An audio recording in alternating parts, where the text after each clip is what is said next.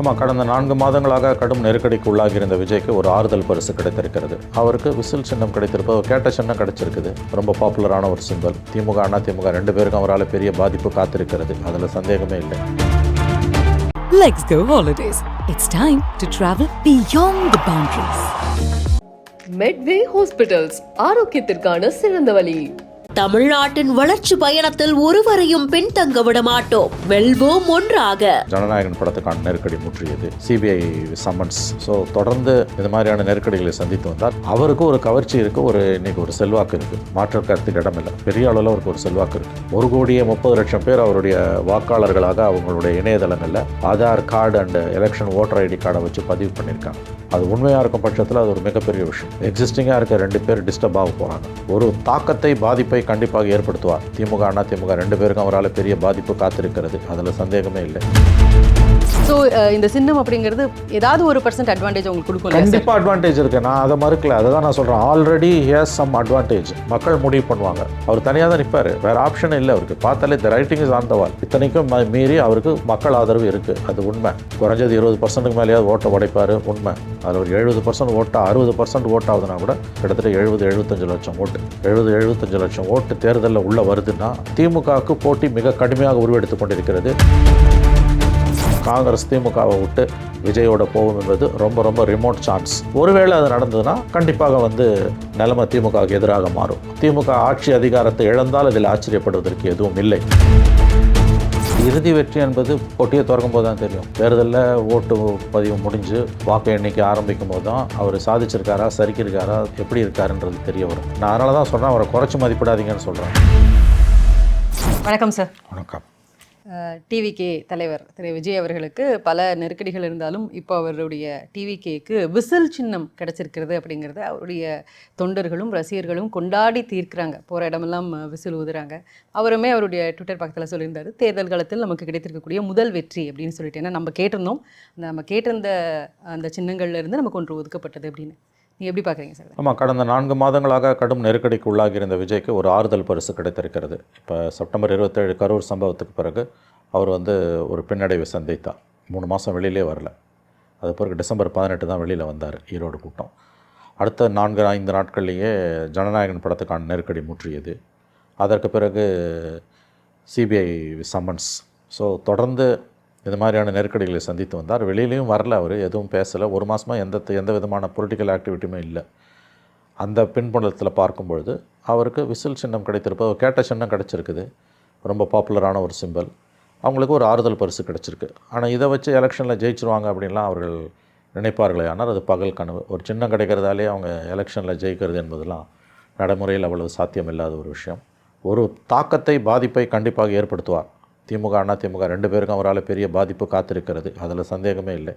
ஆனால் அவர் ஆட்சியை பிடிப்பார், அவர் முதலமைச்சர் ஆவார் என்பதெல்லாம் வாய்ப்பே இல்லாத ஒரு விஷயம் என்று தான் நான் கருதுகிறேன். இப்போ இந்த விசில் அப்படிங்கிறது இப்போவே அவங்களுக்கு ஒரு பொது சின்னமாக இருந்தாலும் தனக்கு அதுதான் தனி சின்னமாக ஆகுங்கிற அளவுக்கு அந்த தொண்டர்களும் ரசிகர்களும் ரொம்ப ஒரு கான்ஃபிடென்ட்டாக இருக்காங்க. ஒன்று. 2வது, அந்த சின்னத்தை மக்கள்கிட்ட கொண்டு போய் சேர்க்கறதுங்கிறது இன்றைக்கி ரொம்ப எளிமையாக இருந்ததுனால அது அவங்களுக்கு ஒரு பெரிய வெற்றியாக தானே அவங்க பார்க்குறாங்க சார். ஒரு விஷயம் புரிஞ்சுக்கோங்க, சின்னத்தை மட்டும் வச்சு ஒருத்தன் ஜெயிக்க முடியாது. ரெட்டை இலையும் உதயசூரியனும் சின்னத்தால் ஜெயிக்கல. அந்த சின்னத்துக்கு பின்னால் இருந்த அரசியல், அந்த கொள்கை கோட்பாடுகளால் ஜெயித்தாங்க. உதயசூரியன்றது ஒரு சின்னம். ஆனால் அந்த சின்னத்துக்கு பின்னால் இருந்த அரசியல், தமிழ் மொழிக்கான அவருடைய போராட்டம், மாநில உரிமைகளுக்கான போராட்டம், மக்கள் பிரச்சனைகளுக்காக களத்தில் வர்றது, இதையெல்லாம் சேர்ந்து தான் உதயசூரியனுக்கு அந்த ஒரு மதிப்பை, அந்த ஒரு நன்மதிப்பை, பிராண்ட் வேல்யூவை கூட்டுச்சு. To put it very bluntly, புரிதலுக்காக சொல்கிறேன் பிராண்ட் வேல்யூன்றது. அதே மாதிரி ரெட்டை இலை என்பது அது எளிய மக்களுக்கான ஒரு அரசியலை முன்னெடுத்ததால், திமுகவோட அராஜகத்துக்கு எதிரான அரசியலை முன்னெடுத்ததால் ரெட்டை இலைக்கான மவுசு, ரெட்டை இலைக்கான அக்செப்டன்ஸ், ஏற்பு என்பது மக்களிடம் கூடியது. சின்னத்தால் மட்டும் ஒருத்தன் ஜெயிக்க முடியாது. சின்னத்துக்கு பின்னால் இருக்க அரசியல் என்ன? இவர் வெளியிலே வரமாட்டார். மாதம் ஒரு தடவை தான் இவர் வெளியில் வருவார். எந்த பிரச்சனையை பற்றியும் ஒரு கருத்து சொல்ல மாட்டார். ஏன் கருத்து சொல்லன்னு கேட்டால், நான் ஏன் கருத்து சொல்லணும், நீ யார் என்ன கருத்து சொல்கிறதுக்குன்னு எதிர்கேள்வி கேட்பார். பல பிரச்சனைகள் அவங்களுக்கு கருத்தே கிடையாது. கட்சி கட்டமைப்பு ஒரு தேர்தலை எதிர்கொள்கிற அளவுக்கு முதல்ல அவங்களுக்கு இருக்கான்றது இன்றைக்கி $1 மில்லியன் கொஸ்டின். அதனால் இந்த சின்னன்றதை மட்டும் வச்சுக்கிட்டு ஒருபோதும் அவங்களால ஒரு அரசியலை, பெரிய அரசியலை, வெற்றிகரமான அரசியலை முன்னெடுக்க முடியாது. அவருக்கு ஒரு கவர்ச்சி இருக்குது, இன்றைக்கி ஒரு செல்வாக்கு இருக்குது. மாற்று கருத்துக்கு இடமில்லை. பெரிய அளவில் அவருக்கு ஒரு செல்வாக்கு இருக்குது. 1,30,00,000 பேர் அவருடைய வாக்காளர்களாக அவங்களுடைய இணையதளங்களில் Aadhaar card and election voter ID கார்டை வச்சு பதிவு பண்ணியிருக்காங்க. அது உண்மையாக இருக்கும் பட்சத்தில் அது ஒரு மிகப்பெரிய விஷயம். அதில் ஒரு 70% ஓட்டாக 60% ஓட்டாகுதுன்னா கூட கிட்டத்தட்ட 70-75 லட்சம் ஓட்டு 70-75 லட்சம் ஓட்டு தேர்தலில் உள்ளே வருதுன்னா எக்ஸிஸ்டிங்காக இருக்க 2 பேர் டிஸ்டர்ப் ஆக போகிறாங்க. அந்த விதத்தில் இதெல்லாம் ஒதுக்கி தள்ள முடியாத விஷயங்கள் தான். ஆனால் இந்த சிம்பலை மட்டும் வச்சுட்டு அவர் ஜெயிச்சிருவார், அவர் ஒரு தவிர்க்க முடியாத அரசியல் சக்தி என்பதெல்லாம் தவறான ஒரு வாதம். சின்னத்துக்கு பின்னால் இருக்க அரசியல் என்ன என்பதுதான் முக்கியம். நீங்கள் சொல்கிறது போல் இப்போது அவர் மேலே இருக்கக்கூடிய கருத்து இப்போ இல்லை கொஞ்சம் நாளாகவே வந்து அவர் எதையும் வெளிப்படையாக வந்து ப்ரெஸ் மீட் பண்ண மாட்டேங்கிறாரு, பொது வழியில் எல்லாத்துக்கும் கருத்து சொல்ல மாட்டேங்கிறாரு. அப்படி இருந்தால் கூட ஒவ்வொரு காலகட்டத்திலும் அவர் மேலே வைக்கக்கூடிய ஒவ்வொரு விமர்சனத்தையும் அவர் தாண்டி இப்போ கூட்டம் வராதுனாங்க கூட்டம் வந்தது, இப்படி ஒவ்வொரு விஷயமும் அவர் உடைச்சிட்டே தானே சார் வராரு. அது அவருக்கு கிடைத்த வெற்றியாக தானே ஒவ்வொரு ஸ்டெப்லையும் பார்க்குறாங்க. இறுதி வெற்றி என்பது பொட்டியை திறக்கும் போது தான் தெரியும். தேர்தலில் ஓட்டு பதிவு முடிஞ்சு வாக்கு எண்ணிக்கை ஆரம்பிக்கும் போது தான் அவர் சாதிச்சிருக்காரா சரிக்கிருக்காரா எப்படி இருக்காருன்றது தெரிய வரும். இப்போயே அந்த முடிவுக்கு வர முடியாது. நான் அதனால தான் சொல்கிறேன், அவரை குறைச்சி மதிப்பிடாதீங்கன்னு சொல்கிறேன். ஆனால் இந்த சிம்பலை மட்டும் வச்சுட்டு அவர் ஜெயிச்சிருவாருன்றதோ அல்லது பல பிரச்சனைகளில் கருத்து சொல்லாமலே அவர் கடந்து போகிறதால வந்து அது ஒரு நியாயமான அரசியல் என்றோ புரிந்து கொள்வது ரொம்ப ரொம்ப தவறானது. இன்னும் ஆக்சுவல் பாலிடிக்ஸ் ஸ்டார்ட் ஆகலை. கடைசி ஒரு 3 வாரம் எலெக்ஷன் நோட்டிஃபிகேஷன் வந்து களத்தில் அவர் எங்கே நிற்கிறாருன்னு பார்க்கணும். இப்போ முந்தினம் வரைக்கும் வந்து நேற்றைக்கு முன்தினம் வரைக்கும் ஏடிஎம்கே ஃபீல்டுலேயே இல்லை, டிஎம்கேக்கு எதிரிகளே இல்லை, கண்ணு கட்டிய தூரம் வரை எதிரிகள் இல்லைன்னு திமுககாரர்கள் இருமாப்புடன் இருந்தார்கள். ஆனால் இன்றைக்கி என்ன நிலைமை, நேற்றைக்கு மோடி வந்துட்டு போன பிறகு அவங்க ஒரு பெரிய அலையன்ஸை இன்றைக்கி உருவாக்கியிருக்காங்க.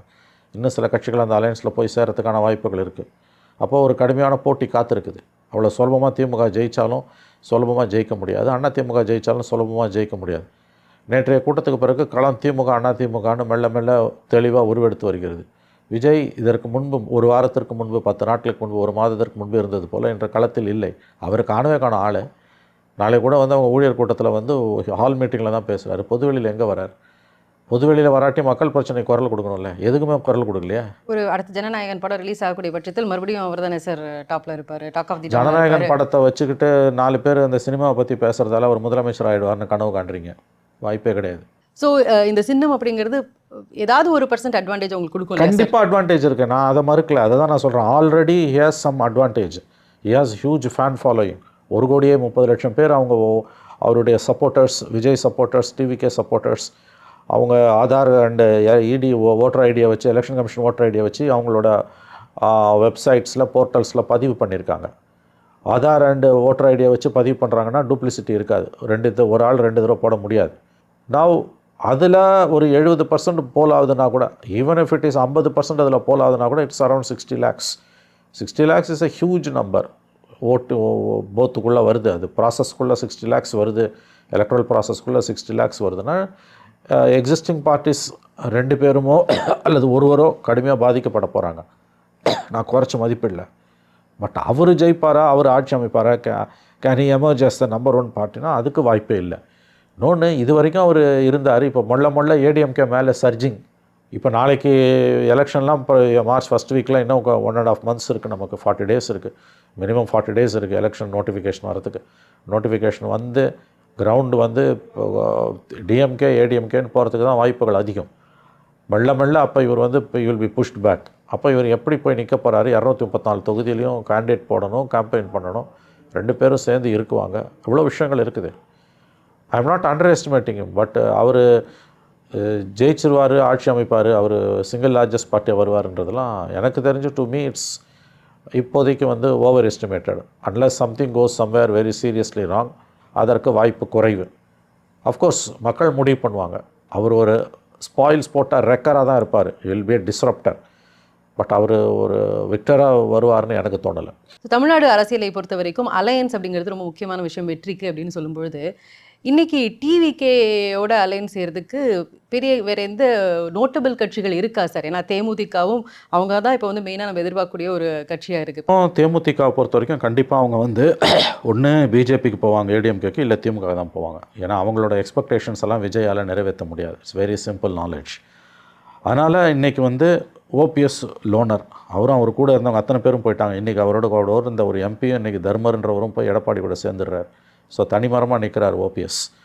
களம் டிஎம்கே ஏடிஎம்கேன்னு தான் இருக்குது. 3வது தான் வந்து விஜய், 4வது தான் சீமான். இதுதான் இன்றைக்கி இருக்கக்கூடிய நிலைமை. அதனால் வந்து அவருக்கு கூட்டணி இருக்கா இல்லையான்றதெல்லாம் வந்து அந்த கொஸ்டினுக்கான தேவையே இன்றைக்கு எழவில்லை. கடை விரித்தார் கொள்வார் இல்லைன்றது தான் அவர் கதை. ஒருத்தரும் அவரோட போக தயாராக இல்லை. அவர் இன்றைக்கி தனி மரம். அவரும் வந்து ஒரு தனி கட்சி தான். இன்றைக்கி மக்களோட ஆண்டவனோட கூட்டணி சொன்ன விஜயகாந்த் கதை தான் இதுவும். கூட்டணி இல்லாமல் யாராலையும் ஜெயிக்க முடியாது. திமுகவை அதிமுகவாலேயோ அதிமுகவை திமுகவாலேயோ கூட்டணி இல்லாமல் வீழ்த்த முடியாது. இந்த அரிச்சுவடி கூட இந்த பாலபாடம் கூட அவருக்கு தெரியவில்லை. அதற்கான விலையை வரும் தேர்தலில் அவர் கொடுப்பார். அவர் தனியாக தான் நிற்பார். வேறு ஆப்ஷனே இல்லை அவருக்கு. பார்த்தாலே the writing is on the wall. இதில் நம்ம பேசுவதற்கோ விவாதிப்பதற்கோ கூட எதுவுமே இல்லை. அவர் தனி மரம் என்று. பட் கொஞ்ச நாளைக்கு முன்னாடி இருந்த களம் வேற மாதிரி இருந்தது இல்லையா சார்? டிவிகேயோட கூட்டணி வைக்கணும் அப்படிங்கிறதுக்கு நிறைய பேர் ஆர்வம் தெரிவித்த மாதிரியான ஒரு சூழல் இருந்தது. இன்னைக்கு அது அப்படியே மாறதுக்கான காரணம் என்ன? ஏன்னா செங்கோட்டையன் அவர்கள் மாதிரி ரொம்ப ஒரு தேர்ந்த அரசியல் தலைவராக இருக்கும்போது இது மாற எப்படி விட்டாங்க? எதனால சார் அது? இது ஆரம்பத்துலேருந்தே முதல் கோணல் முற்றும் கோணல். அவர் ஒரு அரசியல்வாதியாகவே எந்த காலத்திலையும் இருந்ததில்லை. அரசியலுக்கு வந்த பிறகும் ரெண்டு ஆண்டுகளாக, அது அடுத்த மாதத்தோட 2 ஆண்டுகளாகிறது. அரசியலுக்கு வந்த பிறகும் அவர் அரசியல்வாதியாகவே இல்லை. வித்தியாசமான ஒரு மனிதராக அவர் இருந்தார். சினிமாக்காரராக தான் இருந்தார். யாருடனும் அவர் பேசுவதில்லை. கலந்துரையாடல் கிடையாது. மீடியா கிட்ட சுத்தமாக பார்க்குறது கிடையாது. மற்ற கட்சிக்காரர்களுடன் கலந்துரையாடுவது கிடையாது. அவர் இஷ்டத்துக்கு அவர் வருவார், அவர் போவார், அவர் தோணுனதை அவர் செய்வார். மன் கி பாத் மோடி பேசுகிற மாதிரி அவர் பேசுவார், மற்றவங்க கேட்டுக்கணும். அவர்கிட்ட யாரும் போய் கேள்வியும் கேட்க முடியாது, மீடியாவும் கேட்க முடியாது, கட்சிக்காரனும் கேட்க முடியாது, பப்ளிக்கும் கேட்க முடியாது, மற்ற கட்சி தலைவர்களும் அவருடன் சேர்ந்து உரையாட முடியாது. அரசியல்வாதிக்குரிய தகுதிகள் கிட்டத்தட்ட எதுவுமே இல்லாத ஒரு அரசியல்வாதியாகத்தான் அவர் வலம் வந்து கொண்டிருக்கிறார். பிரச்சனை என்னன்னா, இத்தனைக்கும் மீறி அவருக்கு மக்கள் ஆதரவு இருக்குது. அது உண்மை. கணிசமான அளவு மக்கள் ஆதரவு இருக்குது, உண்மை. குறைஞ்சது 20% மேலேயாவது ஓட்டை உடைப்பார், உண்மை.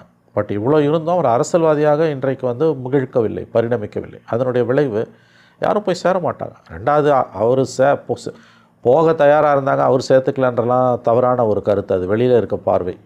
அவர் முதல்ல இவங்க மேலே ஆர்வம் காட்டல. போகணும்னு விரும்பினவங்களும் ஒன்றும் பெரிய அளவில் போய் சேரணும்னு ஆர்வம் காட்டல. ஏன்னா போக துடித்தவர்களுக்கான தேவைகளை அவரால் பூர்த்தி செய்ய முடியாது. இதுதான் அதில் இருக்க சிக்கல், வெளிப்படையாக சொன்னால். ஸோ அவங்க தனிமரம் தான். தனியாக தான் தாவேக்கா விசில் தனியாக தான் போய் ஊதப்போகுது. அது எந்த அளவுக்கு விசில் ஊதுன்றது போட்டியை தொடங்கும் போது தான் நமக்கு தெரியும். நாள் நெருங்கும்போது, இப்போ நேற்று வரைக்கும் நேற்று முன்தினம் வரைக்கும் இருந்த நிலைமை நேற்று மாறியது. மோடி வந்துட்டு போன பிறகு அவங்க அலையன்ஸ் அதிமுக அதை முடிஞ்சிடுச்சு, போட்டு பாய்ச்சிட்டானுங்க அதிமுகன்னு சொன்னவங்களாம் இன்றைக்கி வந்து அண்ணாந்து பார்த்துக்கிட்டு உட்காந்துருக்கான், சப்பு கட்டிகிட்டு உட்காந்துருக்கான் நாக்கில். ஏன்னு கேட்டிங்கன்னா, அதிமுக கதை முடிஞ்சது, நாங்கள் தான் 200 சீட்டுன்னு குதிச்சாங்க திமுகவில். இப்போ டிடிவி போய் சேர்ந்து, அன்புமணி சேர்ந்து, மோடி வந்து பெரிய கூட்டம் வந்த பிறகு வயிற்றில் வாயில் அடிச்சுன்னு கத்துறாங்க. எதுக்கு உனக்கு இந்த கவலை? டிடிவியால் எந்த லாபமும் இல்லைன்னா நீ சந்தோஷம் இல்லை படணும், நீ எது குதிக்கிற? ஆகவே அது ஓட் ஷேர் கூடுது அவங்களுக்கு. போட்டி கடுமையாக இருக்கும். 4 முனை போட்டியில் திமுகவுக்கு வெற்றி வாய்ப்பு அதிகம் என்பதை நான் இப்பொழுதும் ஒப்புக்கொள்கிறேன். ஆனால் களம் திமுக நினைத்தது போல் கேக்குவாக் கிடையாது. 200 சீட்டெல்லாம் அடிப்போம், கண்ணு கட்டிய தூரம் வரை எதிரிகளே இல்லை. இந்த கதைலாம் இனிமேல் எடுப்படாது. ஒவ்வொரு சீட்டுக்கும் போராட வேண்டியிருக்கும். காரணம் தப்புனா மரணம். கொஞ்சம் ஏமாந்தாங்கன்னா ஆட்சி மாற்றம் ஏற்பட்டுரும். அதனால் திமுகவுக்கு போட்டி மிக கடுமையாக உருவெடுத்து கொண்டிருக்கிறது. விஜய் 3வது இடத்துக்கு தள்ளப்பட்டிருக்கிறார். ஆனால் அவர் உடைக்கிற ஓட்டு யாருக்கு சாதகமாக போகுதுன்றது தான் இன்றைக்கி நாம் உறுதி செய்ய முடியாத ஒரு விஷயமா இருக்குது. ஏன்னா அவர் 2 பேர் ஓட்டையும் உடைக்கிறார். திமுக ஓட்டையும் கண்டமேனிக்கு உடைக்கிறார், ஏடிஎம்கே ஓட்டையும் உடைக்கிறார் கண்டமேனிக்கு. இதில் என்ன நடக்க போகுதுன்னு தான் நமக்கு புரியல. பட் சிம்பிள் அட்வான்டேஜ்னு சொன்னால் இன்றைக்கி வந்து ஸ்லைட் அட்வான்டேஜுக்கு மேலேயே சொல்கிறதுனா 4 முனை போட்டி ஆன்டி டிஎம்கே அலையன்ஸ் ஓட்டு உடையிறதா 3ஆக உடையிறதால அட்வான்டேஜ் டிஎம்கேன்றதான் இப்பொழுது இருக்கக்கூடிய நிலைமை. ஆனால் களம் ரொம்ப கடுமையாக இருக்கும். பட் இருந்தாலும் விசில் சின்னம் அறிவித்த உடனே பிரவீன் சக்கரவர்த்தி அவருடைய ட்விட்டரில் போடுறாரு, விசில் ஊதப்பட்டு விட்டது, அனைத்து கட்சிகளும் தேர்தலுக்கு தயார் அப்படின்னு. அவர் என்ன இன்னமுமே அவங்களுக்கு அந்த அலையன்ஸ் நாங்கள் போகிறதுக்கான வாய்ப்பு இருக்குங்கிறத அவங்க சொல்லிக்கிட்டே இருக்காங்களா? ஒருவேளை அது நடந்துருச்சு அப்படின்னா இந்த மும்முனை போட்டி விஜய் 3வது இடத்துக்கு தள்ளப்பட்டாருங்கிறதெல்லாம் மாறதுக்கான பிரவீன் சக்கரவர்த்தி திமுகவை சீண்டுவதற்காக அந்த வார்த்தையை சொல்லியிருக்கிறார். திரும்ப திரும்ப அவர் திமுகவை சீண்டி கொண்டிருக்கிறார். விசில் ஊத தொடங்கி விட்டதுன்னு. விசில் ஊத தொடங்கிட்டாங்க, யாருக்கான விசில்ன்றது தான் தெரியல இப்போ நமக்கு. ஆகவே பிரவீன் சக்கரவர்த்தியோட கருத்து என்பது திமுகவை சீண்டும் நோக்கம் கொண்டது. சவுண்டட் த போல் பிகில்னுவாங்க. விசிலை ஊதிட்டாங்க. விசிலை ஊதுனது யாருக்கு சாதகமாக யாருக்கு பாதகமாக முடியுன்றது நமக்கு தேர்தல் முடிவில் தான் தெரியும். செகண்ட் பார்ட் ஆஃப் உங்கள் கொஸ்டின், அதற்கு வாய்ப்பே இல்லை. அது வந்து ரொம்ப ரொம்ப remote chance, almost 0 chance. Congress திமுகவை விட்டு விஜயோட போகும் என்பது ரொம்ப ரொம்ப ரிமோட் சான்ஸ். நம்பர் 3, ஒருவேளை அது நடந்தால், உங்கள் கேள்வி அதுதான், ஒருவேளை அது நடந்ததுன்னா கண்டிப்பாக வந்து நிலைமை திமுகவுக்கு எதிராக மாறும். அதில் எந்த சந்தேகமும் வேணாம். அப்போ யாராலையும் ப்ரெடிக்ட் பண்ண முடியாது. திமுக ஆட்சி அதிகாரத்தை இழந்தால் இதில் ஆச்சரியப்படுவதற்கு எதுவும் இல்லை. ஒருவேளை காங்கிரஸ் விசிலோடு சேர்ந்து போச்சுன்னா. ஆனால் அதற்கு வாய்ப்பு 99.99% மேல் இல்லை என்பதுதான் இன்றைய யதார்த்தம்.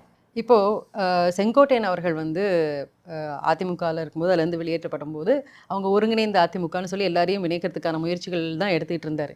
இன்றைக்கி அவர் வெளியில் வந்துட்டார். இப்போ டிடிவி என்டிஏவோட போய் சேர்ந்தாச்சு. அவர் கொஞ்சம் வெயிட் பண்ணியிருந்துருக்கலாமோ அப்படிங்கிற மாதிரி அவருக்கான எண்ணம் வரதுக்கான வாய்ப்பு இருக்கா? ஏன்னா அவர் விஜயோட சேர்ந்ததை பற்றி அவருக்கு மறுபரிசீலனை இருக்குமானா ஐ டோன்ட் நோ, எனக்கு தெரியாது. அவர் 78-80 வயதாகிறது. அவருக்கு தெரியும் அரசியல் என்னன்னு. இன்றைக்கி அவர் மகிழ்ச்சியோடு இல்லைன்னு தினமலரில் நியூஸ் எல்லாம் வருது. அவர் வருத்தப்படுறாருலாம். அது இல்லைன்னு அவர் மறுப்பு தெரிவிச்சிருக்காரு.